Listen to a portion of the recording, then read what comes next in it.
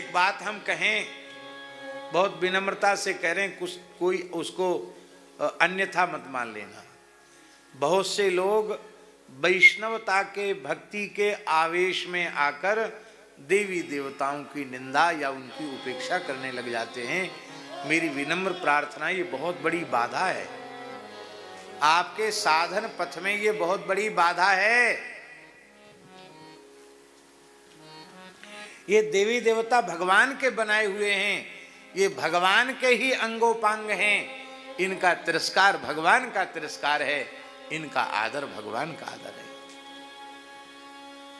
वैष्णव तो चींची का भी तिरस्कार नहीं करता, भला वैष्णव होकर देवी देवता का अपमान करेगा? कात्यायनी व्रत के प्रभाव से ब्रज कुमारिकाओं को रास बिहारी कृष्ण की प्राप्ति हो रही है।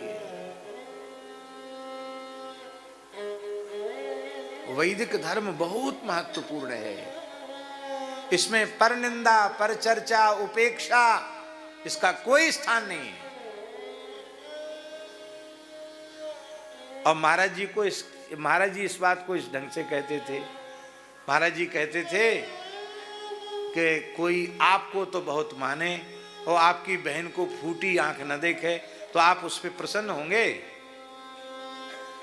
श्री कृष्ण को मानता है और श्री कृष्ण की सहोदरा है, सगी बहन है योग माया विंध्यवासिनी देवी, उनको कहे हम देवी देवी को नहीं मानते। अरे भैया, तो ठाकुर जी तुम माला घिस डालो, तुम्हें ना मानेंगे? जब तुम उनकी बहनें ना मान रहे तो तुमको कैसे मानेंगे? मेरे पूज्य गुरुदेव श्री भक्तमाली जी महाराज काशी में पढ़ते थे। सन 1943 में उन्होंने शास्त्री का अध्ययन पूर्ण कर लिया था, परीक्षा होने वाली थी, और उसी समय वैराग्य हुआ। महाराज जी छोड़कर अपना सारा सामान बांट करके पुस्तकें भी बांट दी और एक वस्त्र पहनकर महाराज जी वहां से विंध्याचल पैदल आए। विंध्याचल में 6-7 महीने रहे, कठोर उपासना की, और उस समय भगवती विंध्यवासिनी ने उन्हें अपनी मंगलमयी अनुभूति कराई और उन्होंने कहा कि ब्रह्मचारी तुम ब्रज में चले जाओ, वहीं तुम्हें सदगुरु की प्राप्ति होगी।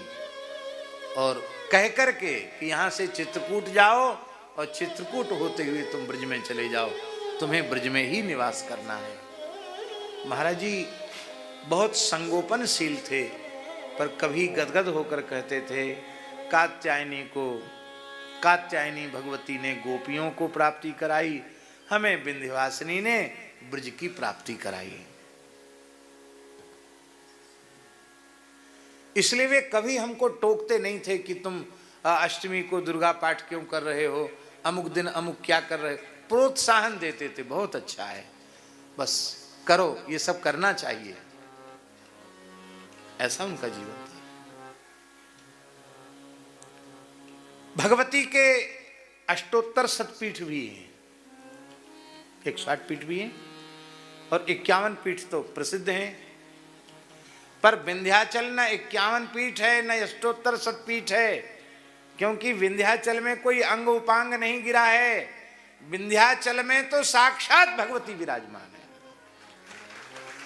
इसलिए इस भूमंडल का विंध्याचल सर्वोपरि भगवती का तीर्थ है। संपूर्ण अपने प्रकाश से, अपने वैभव से भगवती वहां विराजमान है। आज भी ऐसी स्थिति है वहां, लेकिन लोग जाते हैं, भीड़ भाड़ जाती है, साधन के भाव से वहां कोई जाके तो देखे।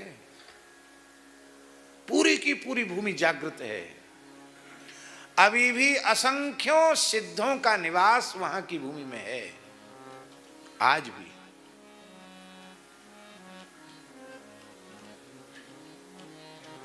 हमको वहां के ब्राह्मणों ने भगवती का दर्शन कराया, जिस समय महाराज जी का शताब्दी महोत्सव में वहां मार्कंडेय पुराण की कथा हुई थी।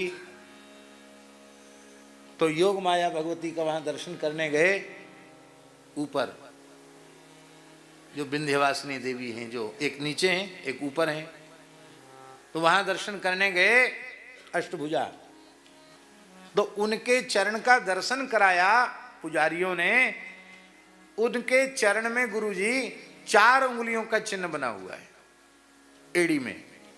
कहते कंस ने उठाकर आकाश में घुमाया था, वो चिन्ह भगवती ने अपने चरणों में धारण किया है, आज भी चिन्ह है।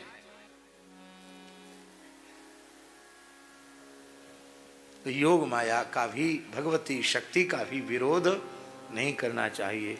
न गणपति की निंदा, न शिव की निंदा, न शक्ति की निंदा, न सूर्य की निंदा। ये पंचदेवोपासना वैदिक सनातन धर्म का मूल रूप है। आप इसमें एक को अपना इष्ट माने, बाकी को इष्ट का अंग माने, अंग अंगी भाव से उपासना करें। ये धर्मशास्त्र है। जैसे गुरुजी, पुराणों में एक बात आई है, पुराणों में आई है कि भगवान की जो शास्त्रीय विधि से सम्यक उपासना है वो कब होती है? जब वैष्णव पंचायतन की पूजा करता है। क्या? पंचदेवों में अलग अलग पंचायतन है, ऐसे ही भगवान नारायण, रामकृष्ण नारायण का भी पंचायतन है। हमारे अपने मन से गढ़ा हुआ श्लोक नहीं है। यदा मध्ये तु गोविंदा, यदि गोविंद की आप मध्य में पूजा करते हैं तो आग्नेयाम गणपम यजेत, अग्निकोण में गणेश जी की पूजा करनी पड़ेगी। नैऋत्ये तु यजेत सूर्यम, नैऋत्य कोण में भगवान सूर्य की पूजा। वायव्ये दुर्गाम यजेत, वायव्य कोण में दुर्गा जी की पूजा करनी पड़ेगी। और शिव जी की पूजा ईशान कोण में करनी पड़ेगी। ये हुआ विष्णु पंचायतन। जब ब्रह्मांड पुराण, ब्रह्मवैवर्त आदि पुराणों में जब हमने ये सब पढ़ा, उसके बाद हमने अपनी निजी सेवा में एक पंचायतन भी पधराया है। उसी दिशा के क्रम से, उसी कोण से मध्य में शालिग्राम जी हैं और चारों ओर और अन्य स्वरूप भगवान के। कहां विरोध है भगवान की उपासना से? बिल्कुल भी विरोध नहीं। हाँ, जैसे पतिव्रता नारी पतिस्थान पर पति को मानती है, बाकी सास ससुर जेठ देवर सबका आदर करती कि नहीं करती, ऐसे ही इष्ट के रूप में भगवान राम को, भगवान कृष्ण को, भगवान नारायण को आप स्वीकार करते हैं, अच्छी बात है। बाकी भगवान के ही अंग उपांग देवी देवता हैं, ऐसा मानकर उनका आदर करना चाहिए। उपनिषद में क्या लिखा है? ब्रह्मा नारायण, शिवश्च नारायण, शक्रश्च नारायण, कालश्च नारायण, ऊर्ध्वञ्च नारायण, अधश्च नारायण, नारायण एवेदग्गुम सर्वं जद्भूतं जच्च भाव्यम, निष्कलो निरंजनो निर्विकल्पो शुद्धो देव एको, नारायणो न द्वितीयोस्ति कश्चित्। ये माई मेरे श्याम लग्यो